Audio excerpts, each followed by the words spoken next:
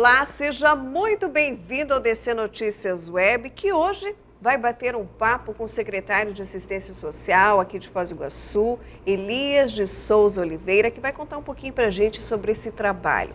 Secretário, seja muito bem-vindo. Olá, Andréia. Olá a todas e todos os telespectadores. É um prazer estar aqui e poder discutir, aproveitar para falar um pouco dessa política e desse trabalho que nós viemos realizando no município há quase 4 anos. Secretário, para quem ainda não conhece o trabalho da Secretaria de Assistência Social, o que ela desenvolve, que trabalho é esse, antes da gente dialogar sobre essas ações? A política de assistência social é uma política pública, portanto, ela é um dever do Estado e um direito da comunidade. A política de assistência social é destinada a quem dela necessitar. Então, pode ser que em determinados momentos você precise, pode ser que em determinados momentos você não precise mais. Ela é dividida em 2 grandes blocos, a proteção social básica e a proteção social especial. A proteção social básica é onde estão os CRAS, os serviços de convivência e fortalecimento de vínculos. Ela é a porta de entrada para quem precisa da assistência. É lá que as pessoas comumente chegam e dizem, eu preciso. Cada CRAS tem equipes técnicas, assistentes sociais, psicólogos, educadores sociais, entrevistadores do cadastro único e administrativos, que vão conversar com essa pessoa e entender o nível de complexidade da demanda, da necessidade que aquela pessoa apresenta. Então, vão fazer diversos encaminhamentos. Para um serviço de convivência que o município tem conveniado com uma entidade, para a criança ser atendida, encaminhar o pai e a mãe para os cursos de qualificação para o mundo do trabalho.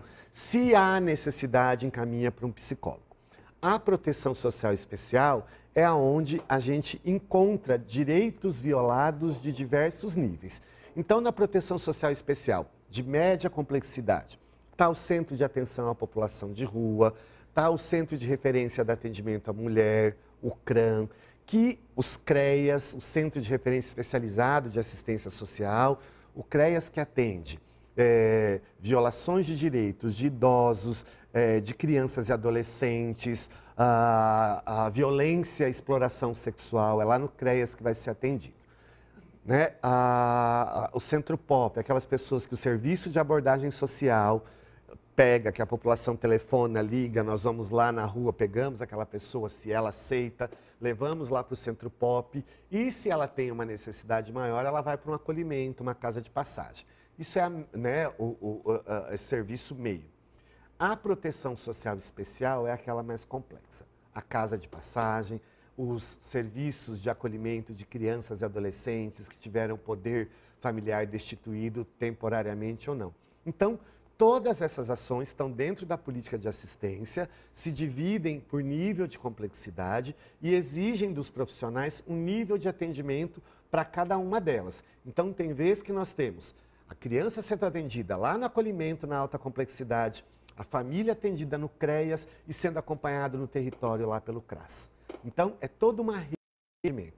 E temos a rede complementar, que são as entidades da sociedade civil, as organizações da sociedade civil, com as quais nós temos termos de colaboração para fazer aqueles atendimentos que o município não dá conta, não tem estrutura e que nós elaboramos esses termos, fazemos transferência financeira para que essas entidades possam também fazer alguns desses atendimentos. Então, a política de assistência social não é qualquer um que pode fazer, ela tem profissionalismo, ela exige capacidade ética, técnica e política e ela tem responsabilidade pública, né, com essas pessoas. Mas o mais importante, ela não age sozinha. Muitas vezes, da assistência nós encaminhamos para a saúde, para o esporte, para a cultura, né, centro da juventude, centro de convivência do idoso. E eu costumo, para o mundo do trabalho, né, agência do trabalhador, eu costumo dizer que essa política, né, quando bem organizada e articulada com as demais políticas, tem a capacidade de alterar destinos. E é um trabalho bastante desafiador. O senhor já está com o prefeito Chico Brasileiro desde o primeiro mandato. Tem sido um trabalho bastante intenso aqui em Foz do Iguaçu? Tem sido um trabalho bastante intenso, porque a gente já informou, e eu digo isso com muita tranquilidade, não se trata de fazer julgamento, mas é real. Nós estamos corrigindo desde 2017 12 anos de ações que não foram implementadas. Aí até me perguntaram, mas o senhor está dizendo que os outros eram corruptos? Não, mas por exemplo, Foz do Iguaçu, de 2005 a 2012, foi o município que mais devolveu recursos públicos da esfera federal e da esfera estadual. E o porquê disso? Porque o município muitas vezes escolhia não usar o recurso público, porque queria fazer de um outro modo, aí usava o recurso próprio do município, só que isso é uma escala. Quanto mais eu uso os recursos federais que eu recebo, né, executo, presto contas desse recurso, mais eu vou demonstrando para o Estado e para a União a nossa capacidade de gestão, e isso vai aumentando também a capacidade do município receber cofinanciamento. Então, comparados a outros municípios, nós somos um município de grande porte, comparados na área da assistência a municípios de médio porte, tem município que recebe muito mais que a gente. Por quê? Porque ao longo da sua história fez esse dever de casa direitinho. E para isso, a gente precisou então investir em recursos humanos, né? 89 servidores nesses 3 anos chamados de concurso público para compor a equipe, mais 40 trabalhadores de empresas de prestação de serviços, abrimos mais uma residência inclusiva, mais uma casa de passagem, aprimoramos os serviços. Nós precisávamos dizer para nós, para dentro do município e para outras esferas, Estado e União, que nós tínhamos capacidade de gestão, né? E isso nós fomos fazendo. E não tem aqui nenhum tipo de hipocrisia, nós não estamos falando de perfeição. Eu, mais que ninguém, sei os gargalos que nós ainda temos para resolver, as dificuldades que nós ainda temos para enfrentar e para superar. No entanto, sem esse avanço que nós tivemos, a nossa situação seria muito pior. Então, era arrumar a casa, arrumar a oferta, fazer o que a gente chama de reordenamento dos serviços, ver o que estava funcionando, o que não estava e mudar, e ampliar a oferta de serviços para a população.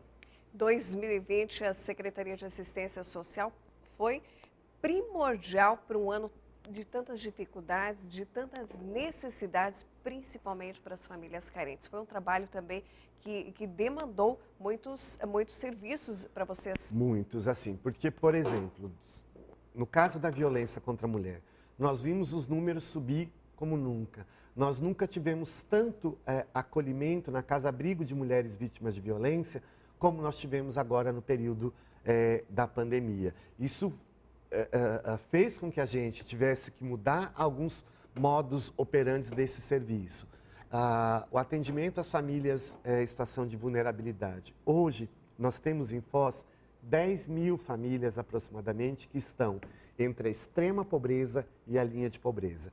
Extrema pobreza, renda de R$ 0 a R$ 89 per capita, por pessoa da família. Linha de pobreza, renda de R$ 90 a R$ 179 por família, por pessoa da família. Então, esse mapeamento a gente já tinha, né? E já estava acompanhando e trabalhando, porque esse é o nosso público prioritário. Mas no cadastro único, de forma geral, nós temos 30 mil famílias cadastradas. A pandemia trouxe um outro público. Nós tivemos pessoas que disseram, chegavam na frente de um CRAS, por exemplo, e diziam: eu não sei o que é, eu não sei para que funciona, eu nunca precisei vir aqui, eu tinha uma renda X mensal que permitia que eu sustentasse a minha família, né? Mas agora eu preciso de uma ajuda, e a ajuda que eu preciso é comida. E aí nós fizemos todo um trabalho, tivemos aí um apoio fundamental num dado momento da Câmara de Vereadores, né? Mas o município investiu e disse: isso para nós é uma prioridade. E durante esse período da pandemia, né, do período mais severo, nós distribuímos e continuamos atendendo, agora com outras prioridades, mais de 60 mil cestas básicas. Alguém poderia dizer, mas isso é o assistencialismo de sempre. Não é. Seria o assistencialismo se isso fosse o cotidiano, se só fizesse isso. Mas num momento de pandemia, onde a primeira necessidade que as pessoas apresentaram é a fome, isso significou garantir o direito mínimo humano à alimentação. Porque assim, a fome da gente não dá para interromper, como diz a música. Então, e continuamos, alguns trabalhos estão suspensos, porque principalmente os trabalhos da proteção social básica, nos CRAS, pelas entidades, são trabalhos coletivos. Tem entidade que atende 100, outra 80, outra 90, outra 150, outra 200 crianças, adolescentes, grupos de mulheres, adultos. E nós não podemos fazer isso agora, né? Algumas coisas nós conseguimos retomar, os cursos de qualificação para o mundo do trabalho. Começa um agora, de assistente de administração, na segunda-feira, né? Dia 23 de fevereiro começa assistente de recursos humanos e assistente em contabilidade. Em espaços que garantem que a gente possa manter o isolamento e a segurança de quem vai fazer, né? Por isso nós vamos abrir mais turmas em tempos mais espaçados para ter. Mas, por exemplo, como é que eu garanto isolamento social num curso de confeitaria e panificação, num curso de elétrica, num curso de pintura imobiliária, em que o instrutor tem que estar ali muitas vezes ao lado da pessoa, olhando para ela, pegando na mão dela às vezes, dizendo é assim, é assado, é este o caminho, né? E esses todos estão garantidos, vão continuar, né? Mas neste momento nós temos que trabalhar com aquilo que nos dá segurança, né? Que permite que a gente faça, respeitando todos os protocolos sanitários, os protocolos de saúde, para poder ofertar esse serviço à população. O que é uma tarefa muito dura, porque muitas vezes a gente lida com aquilo que muita gente não vê ou não quer ver. Ou quando vê, prefere dar um outro tratamento, né? Mas esse é o nosso cotidiano, é com essas pessoas que a gente fala, trabalha, e sem falar que nós estamos falando aí de, tanto na rede própria do município, mais de 250, e junta aí mais ou menos os 200 da rede complementar, da assistência no município, nós estamos falando de quase 500 trabalhadores, que também têm suas famílias, também tiveram que ter os cuidados, trabalhadores do grupo de risco que foram afastados, né? Os serviços, alguns sofreram um baque, porque eu tinha 6, 7 pessoas naquele equipamento que era de um grupo de risco. É um desafio, foi e está sendo um desafio imenso, mas com muita responsabilidade, o poder público assumindo a sua função primordial, né, para poder dar conta de dar respostas à população. Secretário, esse trabalho também tem um desafio maior ainda por se tratar de uma região de fronteiras, onde temos 2 países que muitas pessoas também procuram essa ajuda. Temos. Eu acho que nós temos 2 casos fundamentais. Primeiro, a questão das migrações, dos migrantes, dos refugiados, né? O município se estruturou, abriu uma casa de passagem, onde tem hoje 20 vagas prioritárias para atender migrantes e refugiados, mas não é só atender, é ajudar essa pessoa a se organizar. Por isso, nesses cursos de qualificação para o mundo do trabalho, nós temos vagas prioritárias para migrantes e refugiados, né? Aqueles que resolvem se estabelecer em Foz do Iguaçu, nós vamos orientando para que ele possa ir se inserindo, regularizando a sua documentação e se inserindo na dinâmica de buscar retomar o protagonismo da sua vida, assim como toda a população vulnerável, e retomar as rédeas da sua vida, né? Esse é um público. O outro público, que nós tantas vezes já vivemos situações, por exemplo, mulheres paraguaias com crianças nos nossos semáforos. Nós desenvolvemos toda uma estratégia com o Consulado do Paraguai.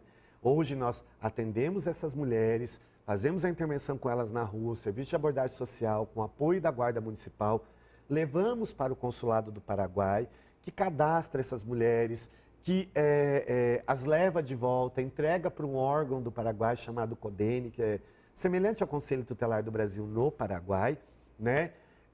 Porque há uma época distante atrás, essas pessoas eram recolhidas, deixadas na ponte e vão embora, né? E muitas vezes nós temos mulheres que estão em situação de exploração pelo trabalho, exploração sexual, crianças em situação de exploração do trabalho, sob risco eminente de exploração sexual.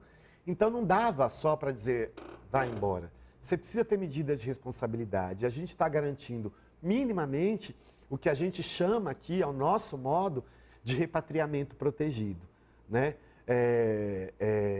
Enfim, né? Nós tivemos uma campanha aí que depois a gente que se iniciou, mas isso tem sido fundamental. E muitas vezes, nos órgãos que planejam a política pública na esfera federal, na esfera estadual, nós vamos atender a fronteira, mas precisam vir aqui conhecer a dinâmica de uma fronteira, entender o que é que nós falamos sobre uma fronteira. Para dar um exemplo, quando a Argentina fechou, nós tivemos a situação dos paraguaios que vieram de São Paulo, que ficaram lá na ponte esperando.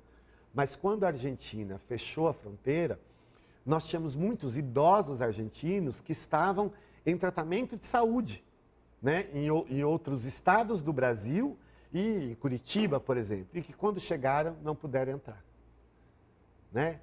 O que a gente vira e diz? Não é estrangeiro, não é problema nosso, deixa lá. Não, nós temos que pensar em construir mecanismos para atender, e fizemos isso.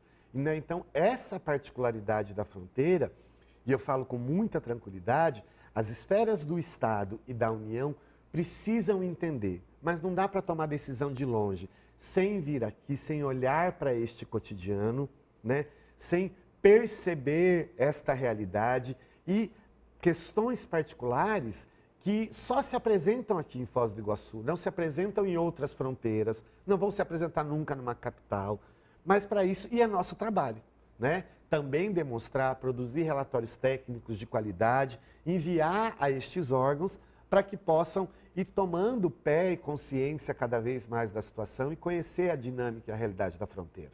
Que bacana, é um trabalho bastante intenso. Secretário, nós gostaríamos muito de agradecer a sua participação conosco no DC Notícias Web, as suas informações tão preciosas para quem não conhece esse trabalho que é tão minucioso, né, numa fronteira, numa cidade diferenciada, numa região diferenciada.